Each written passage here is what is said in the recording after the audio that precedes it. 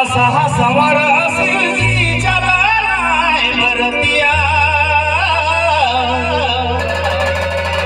ही बसहा संवर शिवजी चलाए बरतिया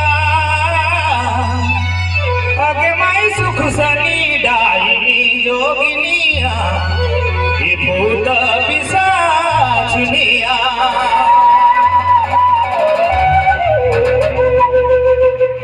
जब शिव जी बराती आवत हैं तो भूत परे ग्रह खाता तक सब कोई उनकर साथ में बराती आवे लागे हैं। कने बोरडो उठल है तो कने कोई मासना का खोपड़ी के पिन के आवत है बरात, कोई बात कर छला के पिन के आवत है। हैरान है मैना रानी और कांदे लाई गए हे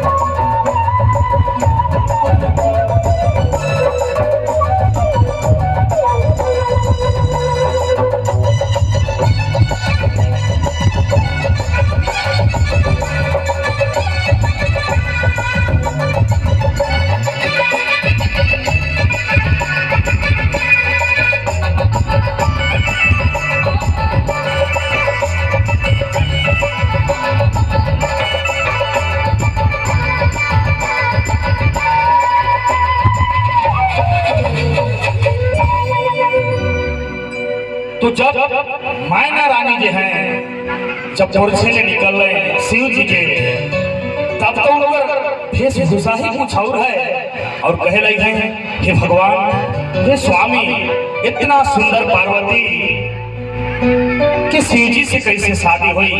इनका रूप तो कुछ और दिखत है, सांप कर माला बात कर छाला और मसना कर खोपड़ी के पहन क्या है।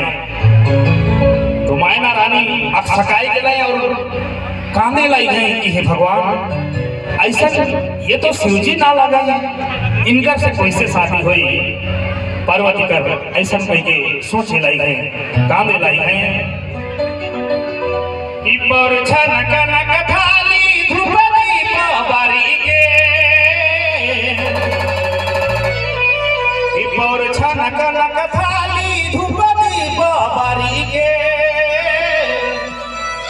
के माई में रोदन कराए नीरा ढारी के बौरा हवा पर कह के